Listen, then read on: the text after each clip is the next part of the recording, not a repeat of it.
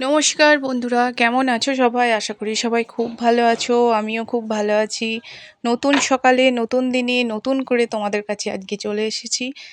দেখো সকাল সকাল যেরকম ঘুম থেকে আমি উঠে পড়ি, আজকেও ঠিক তেমনভাবে উঠে পড়েছি। উঠে দেখলাম বাইরের ওয়েদারটা খুব সুন্দর। আকাশ বেশ পরিষ্কার, আগের দিন ঝড় হয়েছে। তো সেই জন্য বেশ ভালো লাগছে। সকালে উঠে বেশ পরিষ্কার আকাশ দেখতে না খুবই ভালো লাগছে। তো চলো উঠে যখন পড়েছি কাজগুলো সেরে নিই। কাজ মানে সকালে উঠেই তো আমার প্রথম এটাই কাজ, বিছানাটা গুছিয়ে নেওয়া। মেয়েরাও উঠে পড়েছে, সেই জন্য খুব সহজেই বিছানাটা গুছিয়ে নিতে পারছি। নাহলে মেয়েরা শুয়ে থাকলে বিছানা তুলতে একটু দেরি হয়ে যায়। আর বিছানাটা না ঠিকঠাক করে গুছিয়ে নিলে না অন্য কোনো কাজ করতে আর ইচ্ছা করে না। সেই জন্য মেয়ে যখন উঠেই পড়েছে, তো বিছানাটাও ভালো করে গুছিয়ে নিই। তো দেখো আমি সেটাই করছি। এদিকে আবার আমার হাজবেন্ডও উঠে গেছে, ব্রাশ করতে গেছে, বড় মেয়েও ব্রাশ করতে গেছে। ছোট মেয়ে আমার সাথেই থাকে, সকালে ঘুম থেকে ওঠার পর থেকে আমার কাছেই থাকে। আমি যতক্ষণ না ওকে নিয়ে সব কিছু রেডি করব, ও কিছুই করবে না। ছোট বাচ্চারা এটাই হচ্ছে স্বাভাবিক, ওদের স্বভাব এটা। মানে বিরক্ত হওয়ার কিছুই নেই। তো সেই জন্য আমি ওকে জোরও করিনি, আমি আমার কাজ গুছিয়ে নিয়ে ওকে রেডি করব। তো যাই হোক, আমার বিছানা গুছানো প্রায় হয়েই এসছে। আর একটা কথা তোমাদের বলি, এই যে শীতকালটা ছিল, শীতকালে বিছানা মানে কি বিশাল ব্যাপার, কত কিছু যে ছিল, সব কিছু ওই সকালে উঠে গোছাতে হতো, ব্ল্যাঙ্কেট বলো সব কিছু। আর এখন গরমকাল এসে গিয়ে না অনেকটা খালি হয়ে গেছে। এটা একটা গরমকালের রিলিফ এসে গেছে বলতে পারো। গরমকালে আর এত বিছানাপত্র থাকে না। ওর কয়েকটা বালিশ, এখন একটু হালকা ঠান্ডা বলে না কয়েকটা ঢাকা হাতের কাছে রেখে দিচ্ছি, যে কোনো দিন যেহেতু বৃষ্টি হলে বেশ ওয়েদারটা ঠান্ডা হয়ে যাচ্ছে। তো দেখো মেয়ের দুষ্টুমি দেখো, ক্যামেরা অন আছে দেখতে পেয়েছে, ক্যামেরার সামনে চলে আসছে, মাম্মাম করে ডাকছে। তো হয়ে গেছে আমার বিছানা গুছোনো, এবার আমি যাব চা করব। আমার সকালে উঠেই ফ্রেশ হয়ে গেছি আমি। তো এক গ্লাস গরম জল তো খেয়েই নিয়েছি। এবার বিছানাটা গুছিয়ে নিয়ে চাটা করব। তো মেয়েও একটু হাতে হাতে হেল্প করছিল।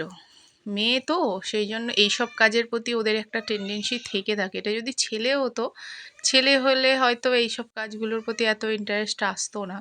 যেহেতু মেয়ে, ও দেখছে মা করছে, সেহেতু ওরও মনে হচ্ছে আমারও এগুলো করা উচিত। তো সেটাই দেখো করছে। কাজটা কতটা করছে জানি না, আরও বেশি বিগড়াচ্ছে। আর দেখো দুই মেয়ের জন্য আমি এখন দুধ রেডি করব। ওরা সকালবেলা উঠেই ভারী কিছু খেতে পারে না, সকালে উঠে একটু লিকুইডই খায়। তো ছোট মেয়েকে পিডিয়াশিওর দিই, আর বড় মেয়ে এখন একটু বড় হয়ে গেছে, তো সেই জন্য কমপ্ল্যানটা খায়। তো দুই মেয়েকেই একসাথে আমি দুধটা রেডি করছি।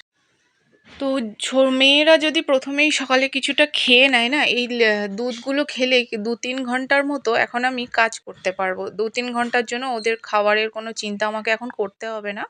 মানে ব্রেকফাস্টটা বানাতেও তো আমার একটু সময় লাগবে, সকালে উঠে স্নান আছে, পুজো আছে। তো সেই জন্য আমিও এটাই করি, সকালে উঠেই ওদেরকে 1 গ্লাস করে দুধটা দিয়ে দিই, যাতে 2-3 ঘন্টা ওরা কিছুটা খিদেটা মানে কম থাকে। তারপর আবার আমি আমার টাইম মতো ব্রেকফাস্ট বানিয়ে ওদেরকে দেবো। তো সবজিওয়ালা এসেছিল, মেয়ের ঝোলের কয়েকটা সবজি ছিল না। যেমন এই কাঁচা কলাটা ছিল না, গাজর ছিল না, তো এই দুটো নিয়ে নিলাম। আর সাথে কাঁচা লঙ্কাটা আমার শেষ হয়ে গেছিলো, কাঁচা লঙ্কাও নিয়ে নিলাম। কাঁচা লঙ্কাগুলো জানি না এখনকার দিনে কেমন হয়েছে, একটুও ঝাল নেই। লঙ্কা যদি ঝালই না থাকে তাহলে আর লঙ্কা কেনা কেন বলো, খাওয়াই বা কেন? কিন্তু কি করব, এত কাঁচা লঙ্কা নিচ্ছি, কোনো কাঁচা লঙ্কাতে ঠিকঠাক ঝাল পাওয়া যাচ্ছে না, কেন হচ্ছে এটা বুঝতেই পারছি না। তো সবজিগুলো তো নেওয়া হয়ে গেছে, চলো ঝটপট সবজিগুলো একটু কেটে নেব। প্রত্যেকদিন মেয়ের তো আমার ঝোলের সবজি কাটতেই হয়। দেখো সেই নিয়ম মতো আমি মেয়ের ঝোলের সবজি কাটতে শুরু করে দিয়েছি। কিছু সবজি কাটা হয়েছে, এগুলো বিনসগুলো আমি কেটে জলে ভিজিয়ে রেখেছি। প্রত্যেকটা সবজি কেটে প্রথমে আমি জলে ভিজিয়ে রাখি, তারপর সেগুলোকে আবার ভালো করে ধুয়ে তারপর রান্না করি। কারণ জানি না সবজিতে এখন কত কিছু যে ওরা কেমিক্যাল ইউজ করে, সেটা বিশ্বাস কিছু নেই। এখনকার দিনে মানুষ অনেক কিছুই করছে। তো ছোট বাচ্চা তো, ভয় লাগে যদি কিছু প্রবলেম হয়। তো দেখো আমার সবজিগুলো কাটা হয়ে গেছে। গাজর নিয়েছি, বিনস, ভেন্ডি, কাঁচা কলা, সাথে আর একটা আলু আমি ওকে দেবো। আলুটা দিলে ঝোলের টেস্টটাও চেঞ্জ হয়ে যায়, আর মেয়েটা আলু চাকনা দিয়ে খেতেও ভালোবাসে। আর আমাদের জন্য আমাকে একটু বাইরে বেরোতে হবে, আজকে সেরকম কিছু রান্না করব না, সেই জন্য ডালটা সেদ্ধ করে নিয়েছি। ডালটাকে একটু তড়কা মারবো। তড়কা মানে আমাদের বাঙালিরা তো যে ফোড়ন যেভাবে দেয় সেইভাবে ফোড়ন দিয়ে হালকা করে ডাল বানায়, কিন্তু একটু বাইরে নন বেঙ্গলিরা না এরকম সব রকম সবজি দিয়ে, মানে ধরো পেঁয়াজ, রসুন, আদা, টমেটো, কাঁচা লঙ্কা এরকমভাবে তড়কা বানায়, ডালটাকে তড়কা দেয় এবং খেতে অসাধারণ হয়। আমি এটা বাইরে গিয়েই শিখেছি। তো আজকে যেহেতু আমি সেইভাবে সবজি বানানোর সময় পাবো না, সেহেতু আজকে আমি ডালটাকে এইভাবেই বানাবো, যাতে ডাল দিয়েই আমার খাওয়া হয়ে যাবে। না, শুধু ডাল করব না, ডালের সাথে আমি একটু আলু ভাতে দেবো, আলু ভাতেটাকেও আমি একটু ভালো করে সুন্দর করে মাখবো, আর খাওয়ার সময় একটু অমলেট বানাবো। বাড়িতে তো থাকবো না, খুবই অল্প সময়, সেই অল্প সময়ের মধ্যে আমি এর থেকে বেশি কিছু আর করে উঠতে পারবো না, যেহেতু মেয়ের সবজিটা আমাকে বানাতেই হবে যে কোনো প্রকারে, আর আমাদের জন্য এইগুলোই। তো দেখো আমার তরকাটা রেডি হয়ে গেছে। এবার আমি যে ডালটা সেদ্ধ করা আছে সেই ডালটা এর মধ্যে দিয়ে দেব। তারপর এর মধ্যে যত রকম মশলা তুমি দিতে চাও, আমি যেমন দিয়েছি হলুদ দিয়েছি, নুন তো একদম মাস্ট, নিজের টেস্টের মতো নুন দিয়ে নিয়েছি। আর হ্যাঁ, আমার কাছে তড়কা মশলার প্যাকেট ছিল, ডাল তড়কা বানানোর জন্য আমি প্যাকেট কিনে আনি। তো সেই তড়কাই দেখো, এই তড়কা মশলার প্যাকেটটা আমি বাড়িতে রেখে দিই যখনও কখনো তড়কা বানাই, তো তাতে দেওয়ার জন্য। তো ভাবলাম আজকে একটু ডালটাতে দিয়ে দিই, খুব সুন্দর একটা স্মেল আসবে, একটা ফ্লেভার আসবে তড়কা তড়কা। তো ব্যাস আমার ডাল রেডি প্রায়। একটু ভালো করে ফুটলে পেঁয়াজ, রসুন সব কিছুর ফ্লেভারটা ডালের মধ্যে চলে এলেই আমি ডালটা নামিয়ে নেব। আমার ডাল রেডি। আর এই ডালটা দিয়ে শুধু ভাত, মানে কোনো সবজি লাগবে না, বিশ্বাস করো, আমি তো নিজে খেয়ে দেখেছি, আমি এই জন্য প্রায় বানাই এটা। তো হয়ে গেছে, চলো বাড়িতে আরও অনেক কাজ জানো তো, শুধু যে রান্না খাওয়া তা না, গ্রামের দিকে না মানুষের অনেক কাজ থাকে। এই যেমন দেখো, এটা হচ্ছে কাঁচা তেঁতুল। এটা আমি, যাদের গাছ আছে না আমাদের গ্রামের দিকে অনেকের তেঁতুল গাছ থাকে, তো তারাই তেঁতুল বিক্রি করে, সবটা যে আমাদের বাইরে থেকে কিনতে হয় তা নয়। তো এই তেঁতুলগুলো আমি কিনে আনিয়েছি, আমাদের যেহেতু গাছ নেই আমাকে কিনতেই হয়েছে। তো এটা পুরোই কাঁচা, দেখো টিপলেই দেখো এর মধ্যে দিয়ে এই যে মাড়িটা না বেরিয়ে আসছে, কাতটা। তো এটাকে এখন আমি কাটবো, কেটে এর মধ্যে বীজটা বার করে দেবো, তারপর এটাকে নুন মাখিয়ে রোদে দিয়ে দিয়ে রেখে দেবো, যাতে আমার সারা বছরের যে তেঁতুলের প্রয়োজনটা সেটা মিটে যাবে। তেঁতুল তো বাড়িতে থাকলে অনেক কাজে লাগে, শুধু টক করতে লাগে এরকম না, ঠাকুরের বাসন, যে কাঁসারের বাসনগুলো মাজতে লাগে, সেই জন্য আমাদের গ্রামের দিকে এটা একটা পদ্ধতি তেঁতুলটা স্টোর করে রাখার। এদিকে দেখো আমার সব কাজ কমপ্লিট, আমি বেরোবো, আমি তোমাদের বারবারই বলছিলাম যে আমি একটু বেরোবো। তো দেখো প্রায় আমি রেডি হয়ে গেছি। তো ব্যাগ নিয়ে যা কিছু ডকুমেন্টস দরকার একটু নেব, নিয়ে এবার আমি বেরোবো। বাড়িটা থেকে ঘুরে এসে তারপর আমি আবার লাঞ্চের ব্যবস্থা করব। লাঞ্চ রেডি করা আছে, লাঞ্চ খাওয়ার কথা বলছি আমি।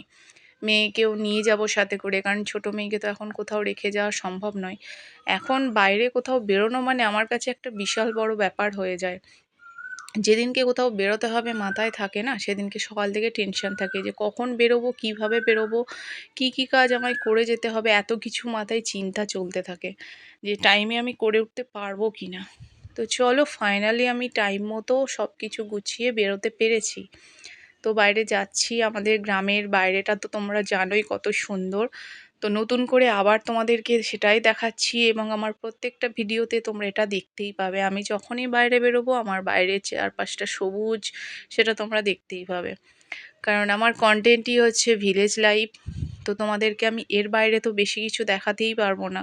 তো আশা করি তোমাদের খুব ভালো লাগবে, যারা শহরে থাকো তাদের এই সবুজ ঘেরা গ্রাম তাদের তো নিশ্চয়ই অবশ্যই ভালো লাগবে।